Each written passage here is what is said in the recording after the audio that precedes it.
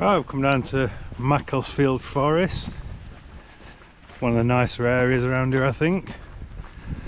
I'm going to be walking up what they call Cheshire's Matterhorn, which I don't think will be accurate. 6-mile walk, which isn't too big, but yeah, Macclesfield Forest is nice. I'll be showing the map at the end, so let's see how we go. It's cold. So before we start the walk into the forest itself, we're going to be going around Ridgegate Reservoir. Going to be walking in kind of a figure of 8, circular around reservoir, up into the forest on the hill there, and over to Cheshire's Matterhorn. Definitely not going to be very impressive, but we'll see. Very cold, I'd guess -1 maybe, especially with wind. A couple of landmarks at the moment. Over there, just to the right of the tree, is Jodrell Bank radio telescope. And that hill behind the tree there is Tegnose Country Park, which I've hiked before, so I'll link the video at the end. We're just at the bottom of the reservoir here, turning around to go back towards the forest when the hike really starts. Fairly busy at the minute from what I've seen back on road, but not bad.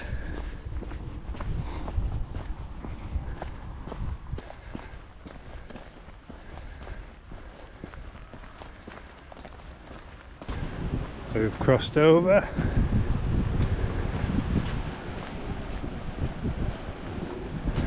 So we're heading back towards the car now, to the basically start the figure of 8, I guess. This was just a loop around the reservoir. I think on the hike I did last time I came here, I went up there, but this time taking the bottom path.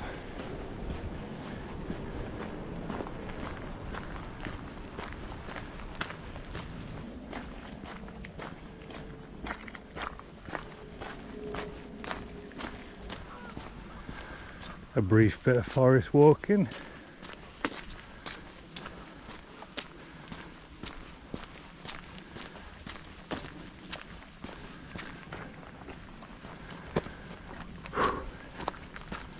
First uphill bit, passing the car.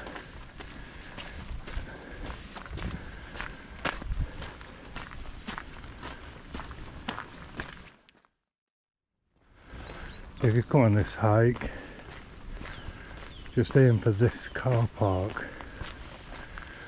It's called Trenter Bank. There's free parking on road, or you can pay to go in.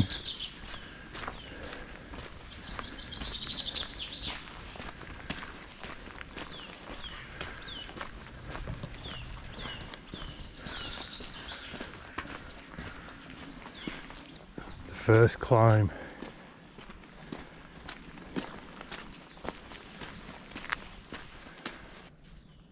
Reservoir there is a Trenter Bank Reservoir. Car park, as you can see, along the road for free, or the paid one what we've just walked past. We're heading up into Macclesfield Forest Hills. We're not actually going up the steep bit, we're turning.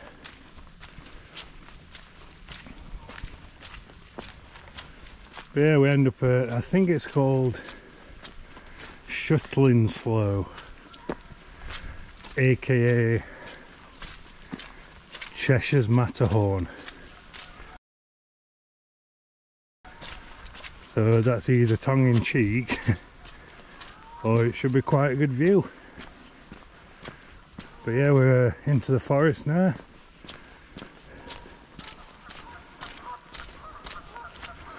If If you did do this walk, you can cut out the reservoir at the start. There's not much to see. Or just do it at end because there's a pub on corner.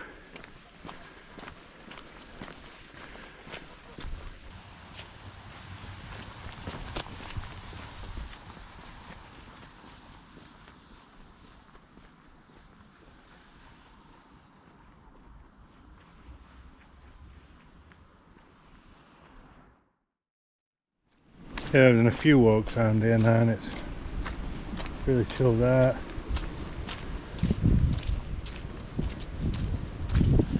A lot of different ways to go as well, so you don't have to stick to one path. You can make your own way around without getting lost.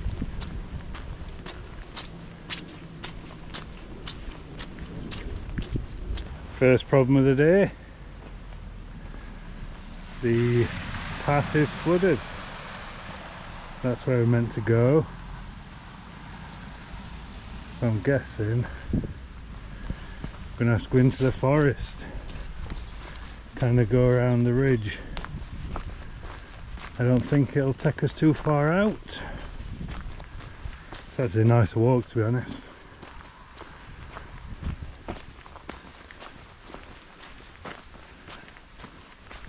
Yeah, it's flooded right up to tree line.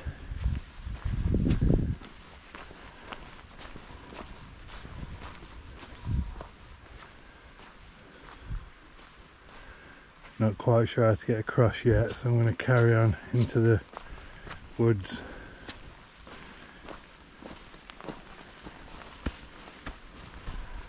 I'm at this stage guessing that I need to get over there.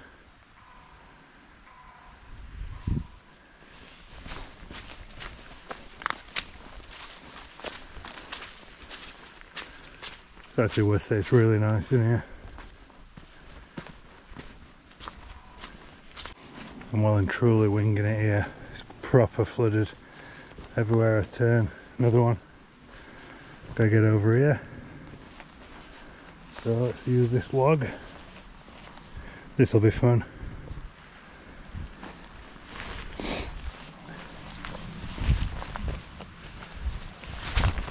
Nice. So I'm around the flood, which is there. Hoping this brings me to the path I need to be on.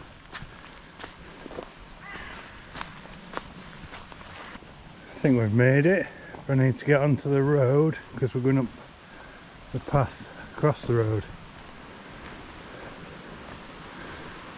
Oh, there we go. Down the steps. Nice detour.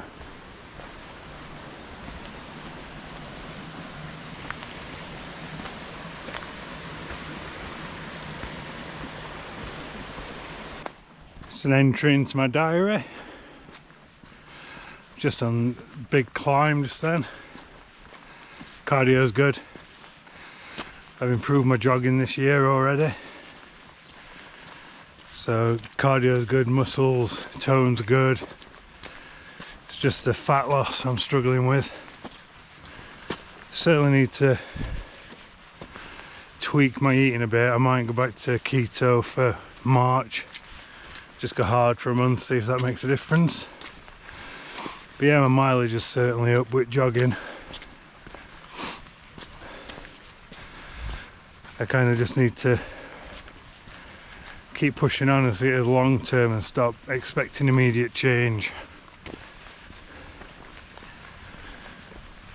But I feel like first time in a while I'll get there. My mileage certainly dropped off November, December, which had a big impact. Self-inflicted. I've had a week off this week. I've done bits and bobs, but yeah, chilled out a bit, so time to get back on it and just push as hard as I can. And I'll get there.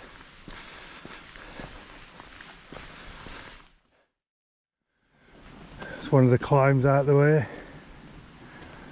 So we're just going to loop around here, across the ridge there, and back onto the road, cross over back into the forest. and we're closing in on Shuttling Slough.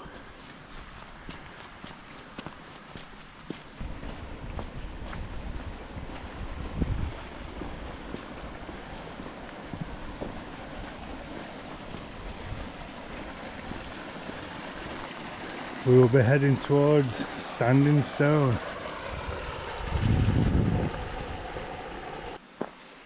This hill behind me has been biggest slog so far. It's not particularly steep, it's just an absolute grind. There will be a map at the end of the video and I'll show you where that is.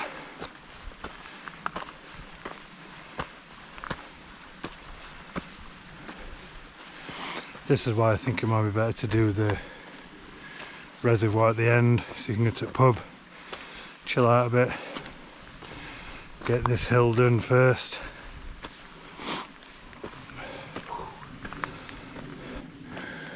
Okay, last time I did this walk, I went in the valley there, ended up at the pub on the top of the hill. So cutting that bit out, so like a 12-miler.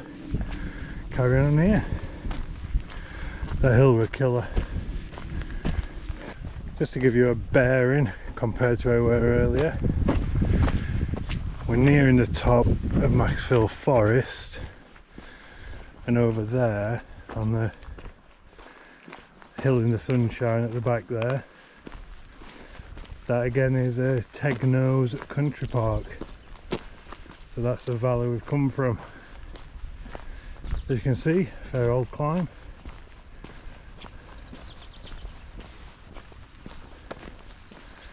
And now we head to Shuttling Slough, which I think is the name. I don't actually do this channel for any recognition. It's mainly for me, look back on my hikes and such. But for some reason, the last 3 videos I've put up, I've actually had a couple of private messages from them. And a repeating one is, how do I track my walks, or do I use a map? And I actually use Garmin Explore and AllTrails. Garmin Explore doesn't recognise complete loops, so you can't just download an AllTrails map to it.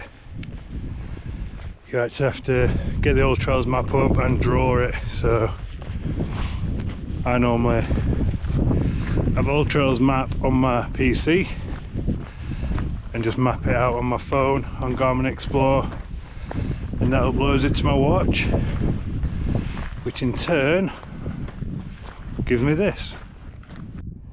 So as you can see, I know I'm heading straight and I've got 2.86 miles left, and that's basically following the course that I made on Garmin Explore. And the watch is a Garmin Instinct 2, which were 200 plus pounds, but I think they're down to like 100 odd. Well worth it. Battery life's like 30 days when you've charged it up. When you're tracking like I am, each hour knocks about a day off the battery life, so it's not too bad. I maybe charge it twice a month. But as you can see, we're heading towards Macclesfield Forest.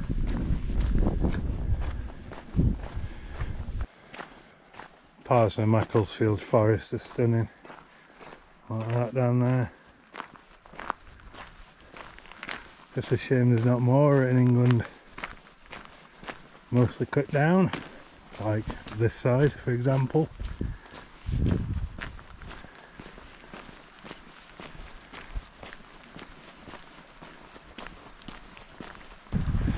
This is the best view of Macclesfield Forest.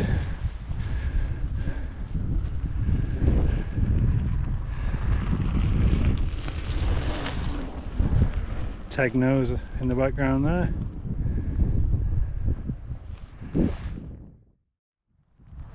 This bench here is the turn off to shuttling slow. It's optional, you can just carry on there if you don't want to do it. But I've come to do it, so I'm going to carry on.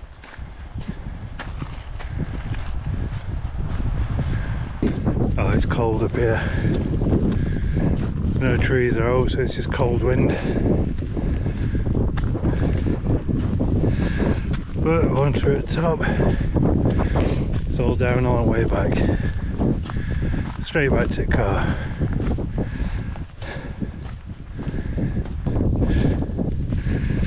There it is.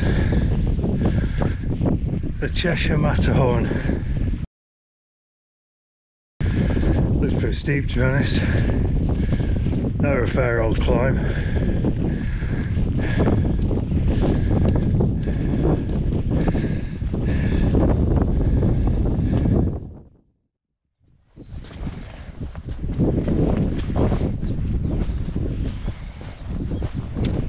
We're almost at Shuttling Slow. Time for the final climb of the day. Over there is a Jodrell Bank again. Doesn't look too bad, to be honest. It's steep but short. We'll see when I'm at top. Breathing out my ass.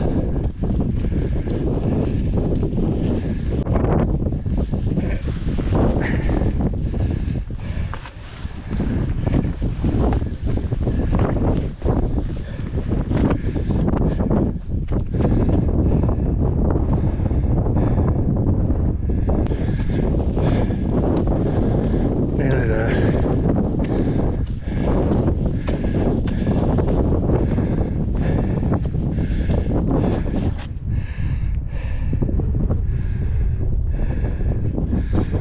Technos again in background.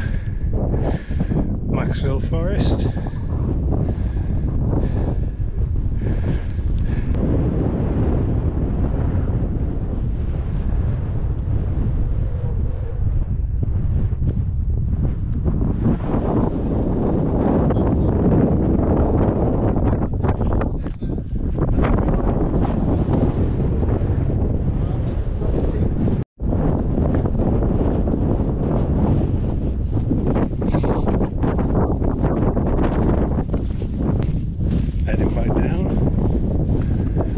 A pair of them ignorant wankers on top who just want to hog everything. People who just trying to take pictures with the trig stone, and they're just a bloke leaning on it, just won't move. Arsehole.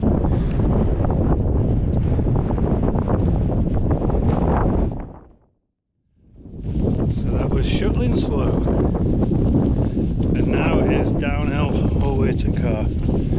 Back to Mac Forest. I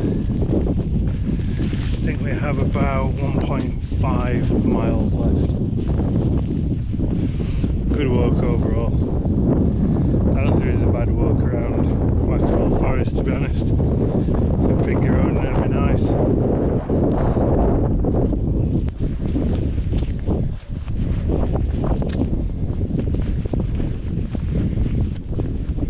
Macclesfield Forest coming back into view, and I think we'll be heading down the path over there into the forest, down to Reservoir and back to car.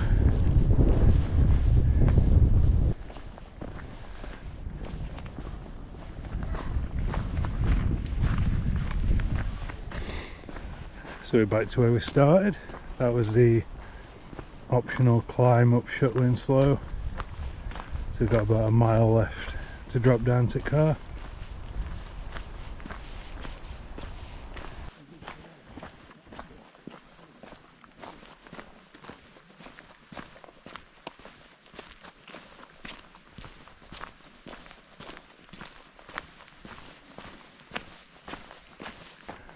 Now dropping down to Trentabank Reservoir.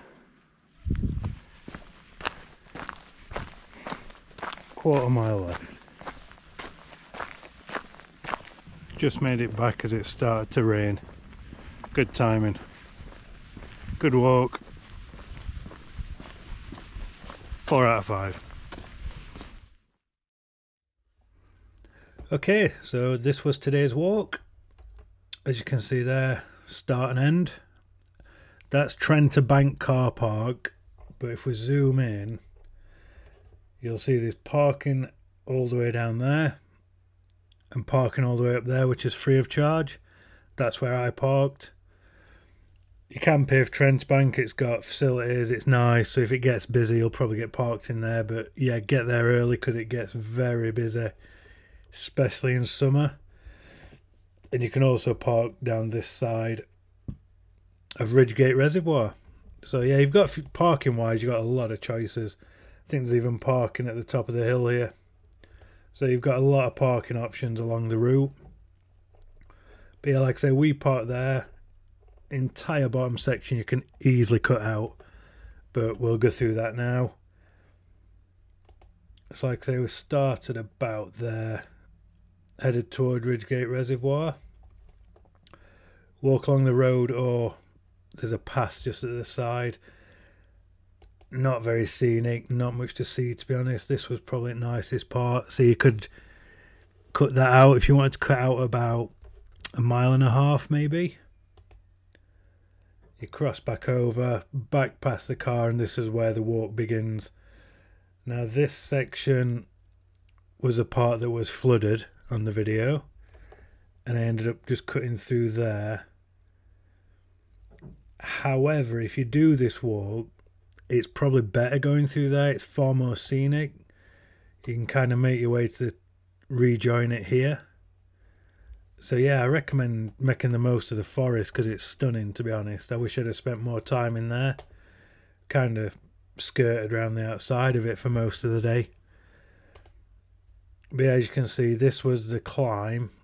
And my God, this entire section from there to there was harder than the main climb of the walk. So yeah, that was tough. That burnt the legs by the end, and that bit is a killer. It's so steep, but once you're up there, pretty much plain sailing for rest at walk. This is where you get the best views by a country mile. Around this part of the path, you can see down into the valley. It's really nice. I'll try and get a view here. So as you can see right across to the Manchester area, right down the valley. But yeah, this section, entirely optional again. You can cut straight across. I wouldn't recommend it because it's quite a nice view at the top. I know it's called Cheshire's Matterhorn, but nothing like it. Absolutely nothing like it. But it were nice enough. It fairly easy walk, fairly easy climb, nothing too difficult. Then pretty much you just drop back down into the woods, back to the car really. But like I say, you just have to look at the options you've got round here, round here. There's a lot of walks through the forest and it is stunning. So I would genuinely recommend kind of taking these walks here, this walk here, this one.